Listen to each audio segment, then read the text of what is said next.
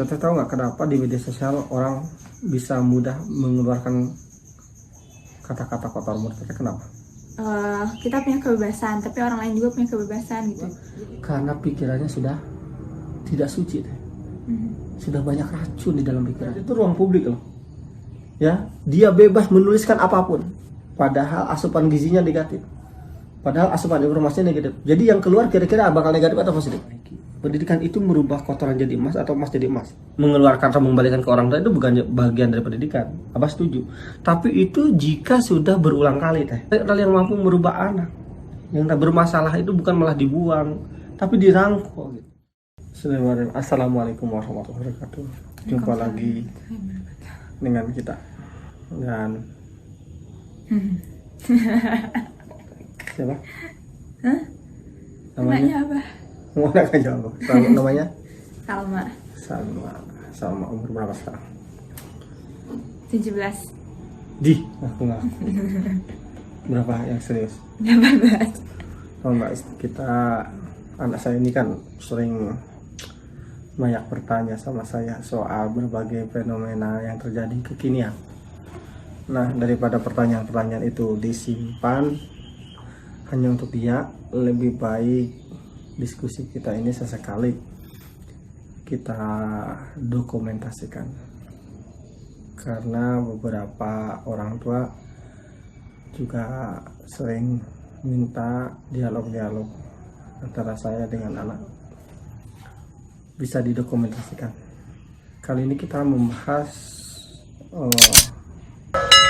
soal fenomena di mana anak-anak seumuran kamu, seumuran Teteh itu kok dengan mudahnya berpendapat di media sosial.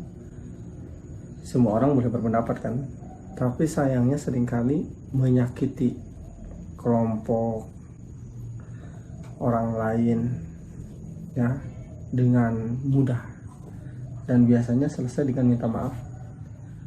Sebenarnya dari dulu sudah ada ya yang namanya orang yang satu menyakiti orang lain, menghina orang lain, secara dulu ada. Cuman di era media sosial ini orang lebih mudah sarana untuk menyakiti orang lain bukan ketemu langsung, tapi lewat media sosial. Teteh tahu nggak kenapa di media sosial orang bisa mudah mengeluarkan kata-kata kotor menurut Teteh kenapa? Karena dia nggak ketemu orangnya langsung. Nggak ketemu orang langsung membuat seolah-olah nggak akan dapat impact apa-apa ya. Kita tadi baca soal orang yang misalnya yang mengatakan binatang, memaki-maki orang.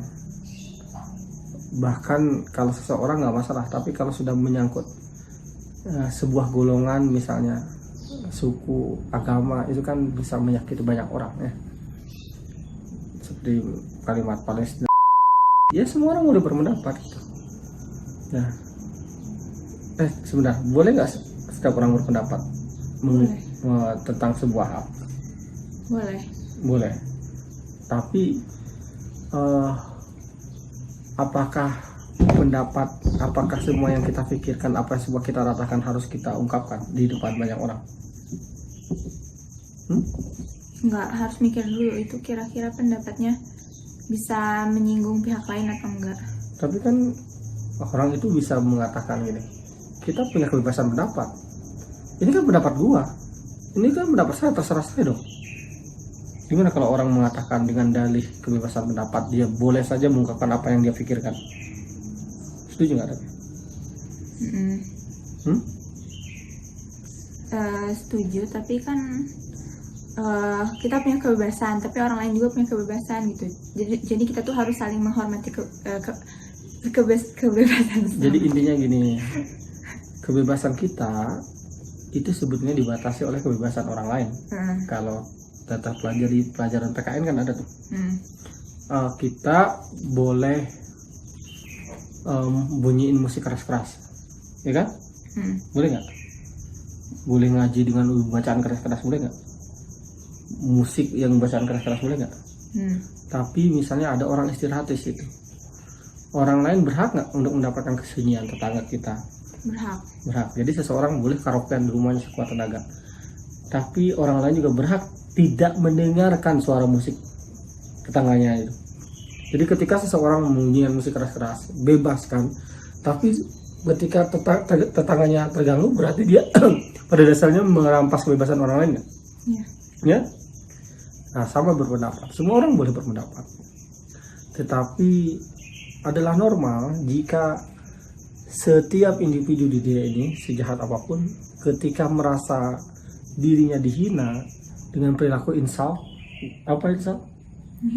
Menghina gitu, dia tersinggung. Wajar. Ya kan? Makin kesini teh, makin banyak orang yang seolah-olah kok tanpa kendali gitu, marah di media sosial, marah di tempat terbuka, marah di ruang publik. Itu kira-kira menurut teteh kenapa orang bisa? Kan ada yang ditangkap polisi, ya kan? Berkali-kali ya. Misalnya menghina orang lain, menghina suku lain, menghina agama lain, ya, menghina bangsa lain, menghina profesi tertentu gitu. Ya, itu kenapa? Orang dewasa saja ada, apalagi anak-anak gitu. Kenapa menurut Teteh bisa ada orang yang seenaknya menghina orang lain di media sosial? Karena dia tindakannya kurang difikirkan. Kenapa kira-kira kurang difikirkan? Karena dia make gadgetnya tuh ngasal aja gitu ya, sesuka dia aja. Inginnya apa gitu. Kalau Abah tambahkan, ini masalah self control, kontrol diri ya. Self control itu penting karena banyak kerusakan di dunia ini terhadap sebuah individu dan hubungan itu gara-gara tidak punya self control.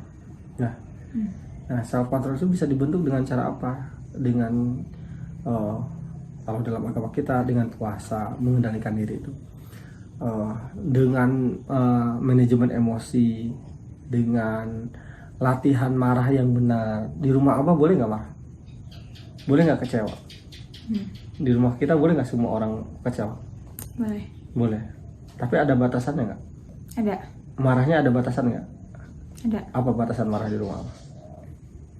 Nggak boleh merusak barang. Terus? Nggak boleh teriak-teriak. Tidak semua teriakan. Membentak sebetulnya maksudnya membentak. Tidak boleh merusak barang, tidak boleh membentak, tidak boleh menyakiti. Yang menyakiti fisik dan verbal. Ya. Tidak boleh menyakiti tubuh maksudnya. Dan yang terakhir, tidak boleh memaki. Ngomong-ngomong kalimat-kalimat yang insult tadi, yang menghina, yang merendahkan. Maka sebanyak apapun Abah marah, Abah pernah nggak ngomong sama teteh bodoh? Enggak. Hah?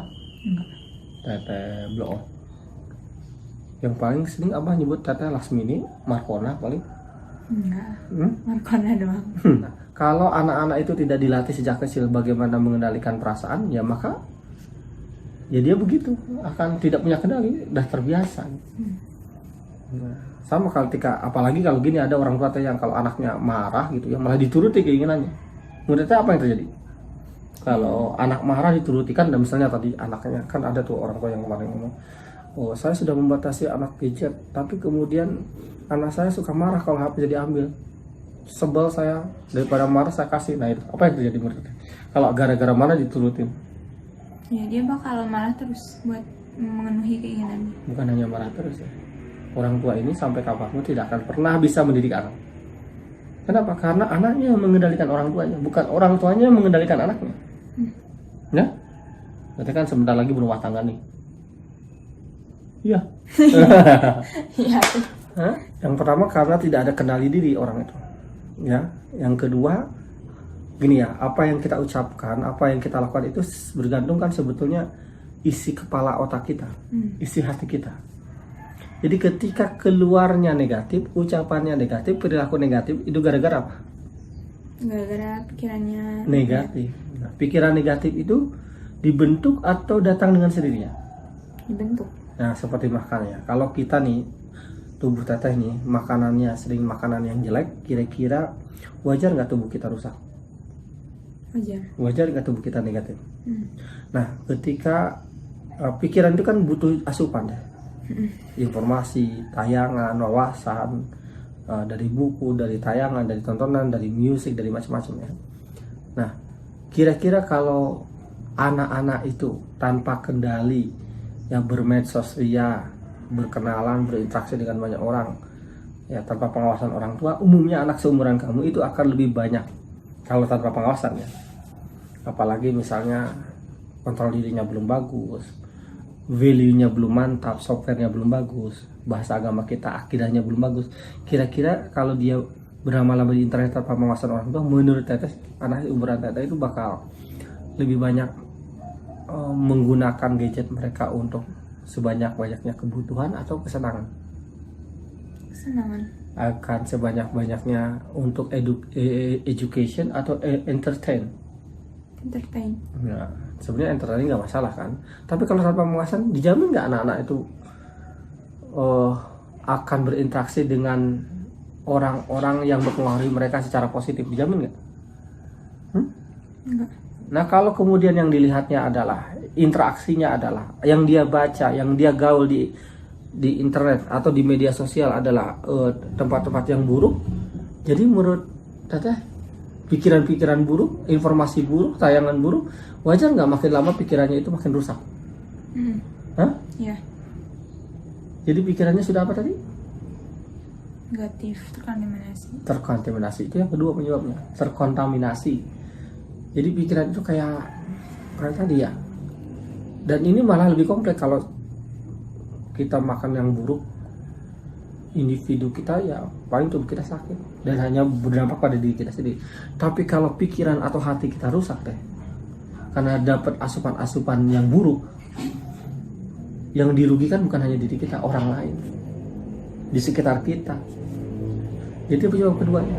Yang pertama apa tadi? Tidak ada kontrol diri. Yang kedua apa tadi? Pikirannya negatif. Tidak ada kontrol diri karena apa? Pengasuhan yang buruk, karena tidak dilatih dari kecil. Yang kedua, karena pikirannya sudah tidak suci deh. Sudah banyak racun di dalam pikiran. Ya, kenapa banyak racun? Ya karena asupan yang masuknya tiap hari. Dan, kan gini, kan kemarin Teteh Abah perlihatkan video sindrom TikTok ya. SMP, SD dibunyiin musik TikTok, Ya.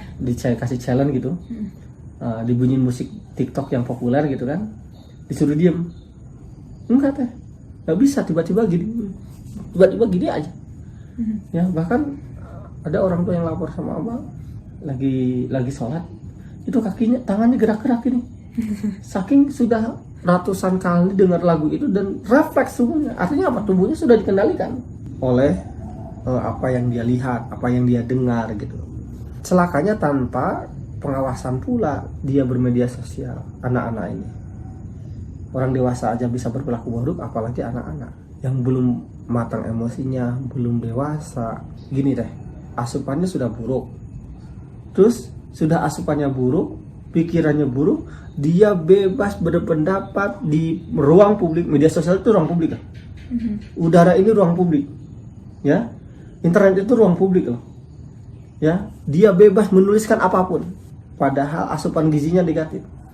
Padahal asupan informasinya negatif. Jadi yang keluar kira-kira bakal negatif atau positif? Negatif.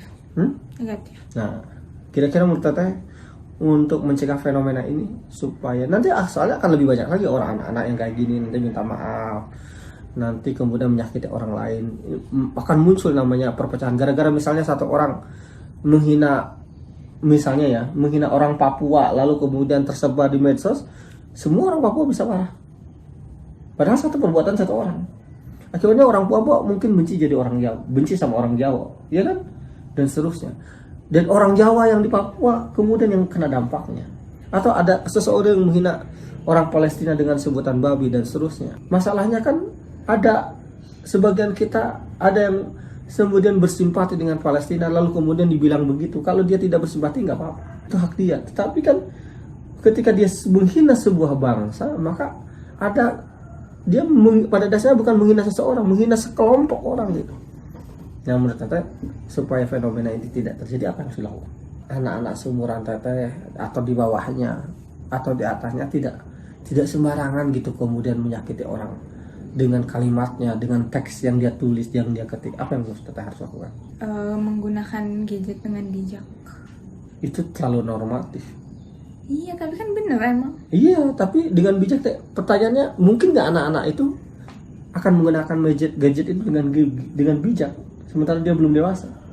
Ya mungkin aja kalau dibimbing sama orang tuanya. Nah, kuncinya satu, dibimbing supaya tidak terus berlebihan. Anak-anak yang belum dewasa itu boleh menggunakan gadget, boleh menggunakan internet, tapi dengan dibimbing. Dibimbingnya caranya dengan prinsip 3D, dibutuhkan, didampingi, dipinjamkan. Ya, jadi kalau dibutuhkan tiap hari juga boleh. Seringnya Teteh dilarang atau dibolehkan sama apa? Menggunakan laptop, internet, HP, boleh dibolehkan apa dilarang? Boleh. Untuk apa Teteh biasanya gunakan HP itu atau internet itu atau laptop itu? Buat belajar. Kan setiap hari tuh, bah pinjam iPad, bah pinjam laptop, bah pinjam handphone. Untuk apa? Buat belajar. Buat belajar. Nah, tapi kalau untuk nonton Netflix, untuk nonton Disney Hotstar itu kebutuhan atau bukan? Hah?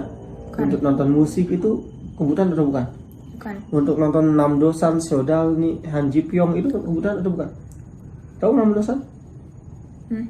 Hah? Iya, malah aneh. Iya, apa yang malah aneh? Malah Korea-Koreaan. Iya, ini kan hanya contoh. Ya udah, hari ini Fatimah Jailani. Tahu atuh. Itu nama aslinya Syahrini. Hah? Nggak tahu? Ya udah, nggak penting.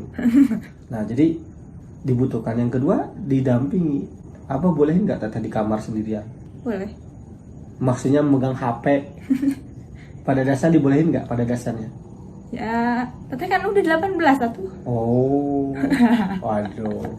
Jadi kalau udah 18, intinya kan bukan masalah usia. Teteh udah dewasa belum? Udah. Oh, ciri dewasa apa? Bertanggung jawab. Terus? Iya, mendahului kebutuhan orang lain. Oh ya, tapi saya percaya dia tuh udah nggak banyak disuruh lagi lah soal tanggung jawab, soal ngerjain tugas rumah, soal belajar. Saya sudah percaya banget sama dia menggunakan HP untuk apa gitu ya. Jadi kalau belum dewasa harus didampingi gitu. Nggak boleh kan, adik-adik kamu boleh nggak tuh ngumpet di kamar? Nggak apa-apa, lebih baik Abah dibilang galak, jahat, kejam daripada anak Abah celaka. Kenapa harus didampingi? Kan udah jelas deh. Teteh ridho nggak Sakura umur 5 tahun ke mall sendirian? Ridho nggak adik kamu umur Sapero 10 tahun dari sini ke Surabaya sendirian ke rumah Mbah? Hah? Enggak. Ridho nggak umur Teteh Sarifah umur 14 tahun ke Australia sendirian? Umur Teteh masih khawatir nggak sebagai kakak? Masih. Apalagi orang tuanya. Artinya apa? Kenapa harus didampingi anak yang belum dewasa? Kenapa dibiarkan keliling dunia berjalan lewat handphone mereka? Ya kan? Dan yang terakhir dipinjamkan sampai anak ini dianggap dewasa. Kalau lihat usia kira-kira 18 tahun. Tapi bukan usianya. Masalahnya anak 20 tahun ada juga yang masih kekanak-kanakan. Jadi kekanak-kanakan itu ya pengennya main. Pengennya bersenang-senang. Bukan nggak boleh bersenang-senang, Abah juga sering bersenang-senang. Artinya ya tidak hanya bersenang-senang, mendahulukan bersenang-senang atau mendahulukan tanggung jawab, kan gitu loh. Ya kan? Nah, itu dengan prinsip 3D sebenarnya aman gitu. Nah, itu kata kunci dibimbing. Masalahnya berapa banyak orang tua yang membimbing anaknya soal itu? Ya kan? Selain dibimbing, kalau sudah terjadi apa yang dilakukan? Nah, ini biasanya kalau kasus Indonesia minta maaf. Atau kasus terakhir yang orang Bengkulu dikeluarkan dari sekolah. Menurut Teteh, ini tepat atau belum yang kayak gitu? Dikeluarin dari sekolah. Katanya di penjara. Hah? Katanya di penjara. Ya kalau dikeluarkan dari sekolah, menurut Teteh tepat nggak? Waktu itu pernah ada yang bilang katanya sekolah tuh harusnya mendidik bukan mengeluarkan. Ya bisa jadi itu bagian dari. Ya tapi kan mengeluarkan bisa aja bagian dari mendidik. Bukan bagian mendidik. Ini pendapat apa? Untuk anak-anak yang sudah dewasa, jika ada kemudian produk hukum yang jelas, ya sebaiknya ada konsekuensi. Tidak boleh, karena tidak 1-2 kali, masalah udah puluhan atau ratusan kali ya, itu seseorang di penjara udah benar. Menghina orang lain kemudian hanya di atas materai minta maaf. Harusnya di penjara. Iya. Karena itu dalam bentuk justru kasih sayang negara pada warganya supaya tidak bertindak semena-mena gitu loh. Sama kayak gini, ada orang tua yang ngomong sama Abah teh, Abah anak saya kena narkoba, ketangkap polisi. Ya terus ada oknum yang kemudian meminta tebusan sekian ratus juta. Ya, Abah bagusnya dipenuhi nggak ya? Atau biarkan anak saya penjara? anak saya di penjara. Menurut saya orang tua yang baik harus gimana? Biarin penjara. Kenapa? Pertama kan itu buat kebaikan anaknya juga gitu, dia ngerasain konsekuensinya. Terus kan lagian itu oknum itu kan sebenarnya nggak benar juga kan. Nanti ada orang lain yang ngomong, kok anaknya dibiarin penjara? Harusnya orang tua tuh ngebelain anaknya sampai mati gitu. Ya ngebelanya tuh bukan ngebela anaknya, tapi ngebela apa ya? Ngebela anaknya tuh dalam cara mendidik dia.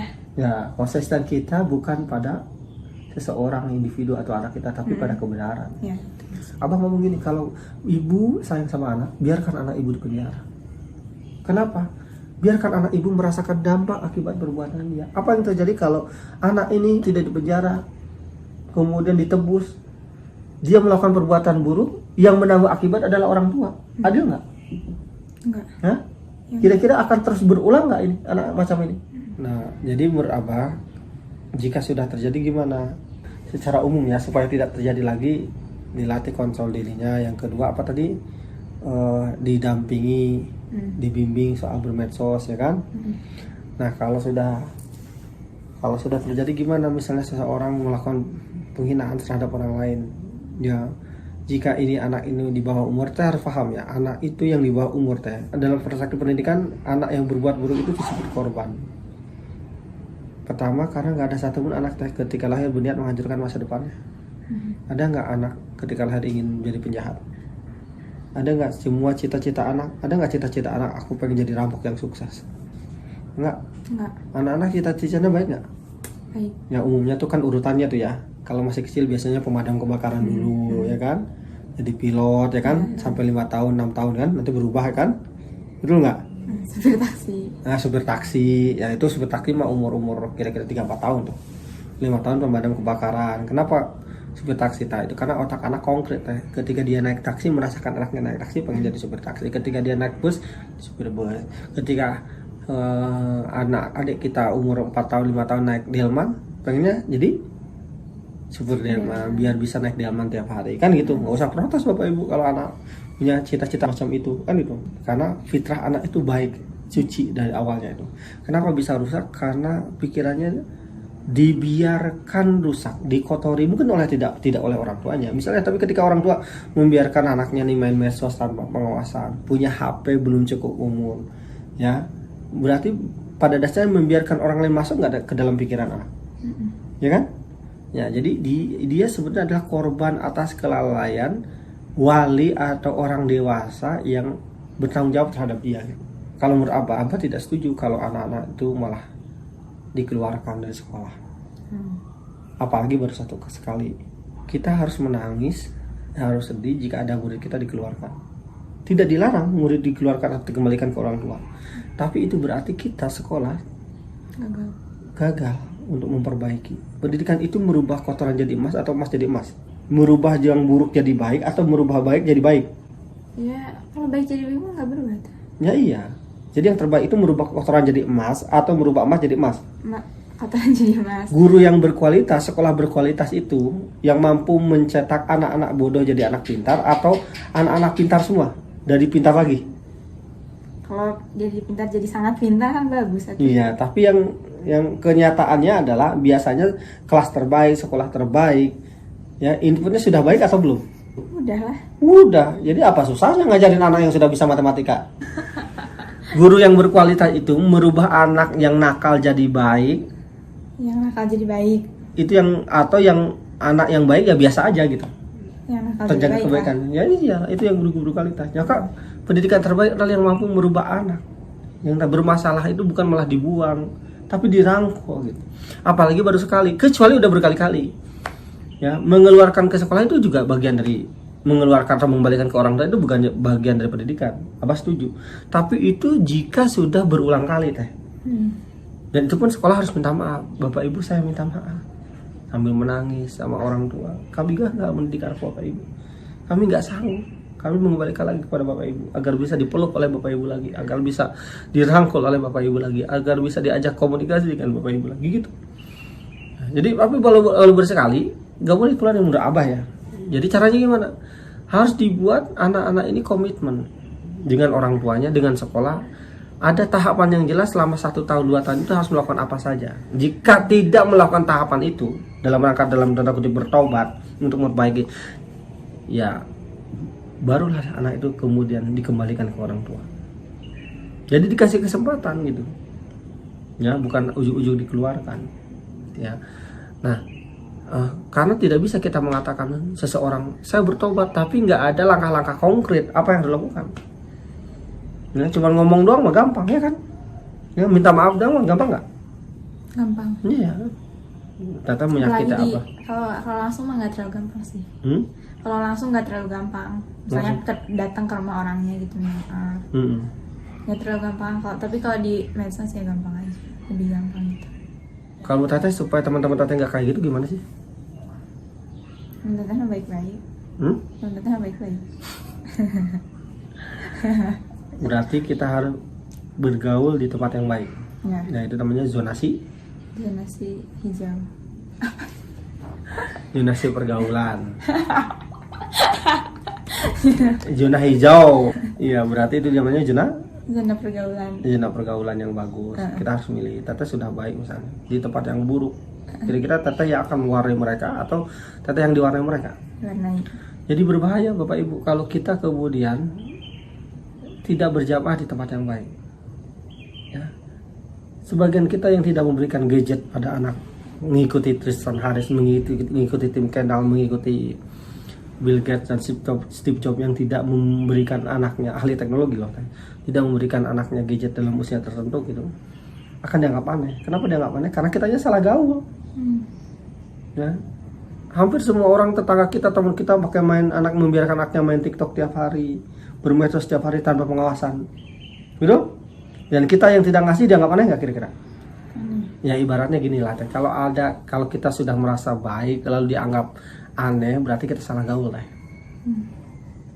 Teteh nggak punya HP umur tertentu, itu bakal dianggap aneh gak sama teman-teman Teteh?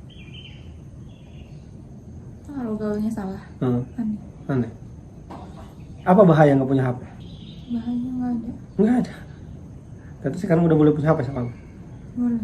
Tapi belum dibeliin kan? Belum. Kenapa? Ya. Saya udah nawarin beliin tapi nggak usah. Kenapa? Oke, yang ada tuh. Yang punya abah, ya kan? Itu juga masih ditarik lagi karena masih di rumah, ya kan? Meskipun sudah punya HP, tetap ada aturan dari maghrib nggak harus kumpulin, nggak boleh hanya untuk bermedsos, nggak boleh. Kita punya akun media sosial nggak? TikTok, Instagram, hah? Punya Google, email Google. Gue bisa abah. Maksudnya punya TikTok, Instagram nggak? Nggak. Kenapa nggak minat? Enggak weh, itu udah nggak penting. Maksudnya teh ya udah weh, ngapain punya HP? Banyak informasi yang melimpah teh bermanfaat loh. Ya ada juga kan dari yang lain, nggak harus dari Instagram gitu. Kenapa nggak minat? Apa ya, menurut teh nggak, kayaknya nggak apa ya, nggak bisa mengendalikan diri kalau udah scroll. Kalau udah terpaku, apalagi sudah punya jejaring, susah tuh ngelepasin jaringannya. Ya kan orang-orang aja yang udah punya kan pada dilepas lagi. Iya. Kalau orang yang ngerti kan, ya. Abang punya media sosial pribadi itu kan dikelola oleh tim, oleh admin. Umi punya nggak Instagram pribadi? Ya? Nggak ada kita nggak ada yang punya secara pribadi ya, personal. Nggak punya tuh. Kalau abah sendiri nggak memilih, abah takut. Ya, itu abah takut. Ya, ini kalaupun ada dikelola oleh admin, ya dikelola bareng-bareng lah kira-kira gitu. Yang sering update juga bukan abah, Testi, salah satu pegawai kita kan gitu. Ya, jadi abah takut sia-sia karena lisan kita, tangan kita, jari kita nanti bisa dihisap juga, ya. Tapi kan orang dengan gampang ngomong, jangan baper. Coba kalau dia yang disakiti, apakah pantas dibilang jangan baper? Baperan lo kan suka kayak gitu.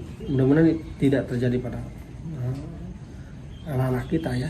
Yang lainnya aja, yang nggak punya HP aja kadang ini, yang dipinjemin gitu sama orang tuanya, tapi nggak diawasin. Ya kadang lepas juga. Apalagi kalau punya. punya sendiri. Gitu ya, mudah-mudahan teteh dilindungi sama Allah Subhanahu wa Ta'ala dan adik-adik teteh juga. Jadi hati-hati kalau teteh sudah merasa baik, merasa berbuat baik tapi masih dianggap aneh, berarti kita apa tadi? Salah gaul. Bayangkan gini teh, ada seorang ibu-ibu berpakaian lingerie, tank top, lalu ikut arisan. Sementara ibu-ibu yang lain komplek itu berhijab, berhijab syar'i lagi dari bahan chiffon cerita high quality. Ini dari Cisiki, Kerja Krab, Babakra, Babadior. Ya kan? Hanya dia satu-satunya, katakanlah Ibu Lasmini. Satu-satunya yang berpakaian seksi. Yang aneh yang berhijab atau yang berpakaian seksi? Yang berpakaian seksi. Ya. Sebaliknya nih, di sebuah tempat ada ibu-ibu yang berhijab. Ya, lalu kemudian ikut sebuah komunitas di mana komunitas itu semuanya berpakaian seksi. Ya. Di sebuah kolam renang. Ya, party gitu. Ada minum-minum. Dan dia satu-satunya yang ibu-ibu yang nggak mau minum alkohol, yang nggak berpakaian seksi. Yang weird siapa sekarang? Yang aneh siapa sekarang? Yang berhijab atau yang berpakaian seksi? Ibu-ibu itu. Ya. Jadi kalau anak kita, kalau diri kita merasa dianggap aneh, berarti kita salah gaul. Carilah komunitas yang baik, carilah tempat yang baik, nak, supaya kita istiqomah berbuat baik. Karena banyak kenyataannya orang tua yang sudah konsisten tidak ngasih gadget anaknya yang belum cukup umur, jadi galau, dianggap aneh, gitu. Kira-kira apa yang terjadi dengan generasi anak-anak Indonesia?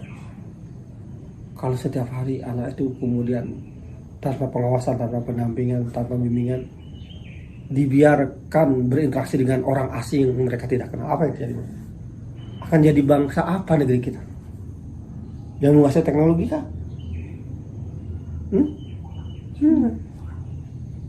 Kebuktikan hasil survei Microsoft kemarin kita sudah baca bareng-bareng. Indonesia salah satu negeri di Asia Tenggara yang paling tidak sopan. Ya kan? Kenapa bisa begitu? Terlalu banyak orang tua yang membiarkan anaknya. Yang bocah cilik kok.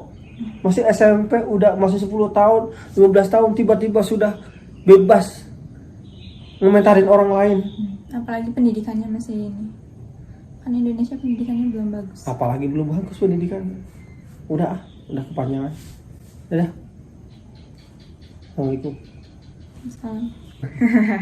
Ini mau ditukar tempatnya. Ya tuh memang bilang aja. Kayak ibu-ibu aja. Pinggir lebih cantik.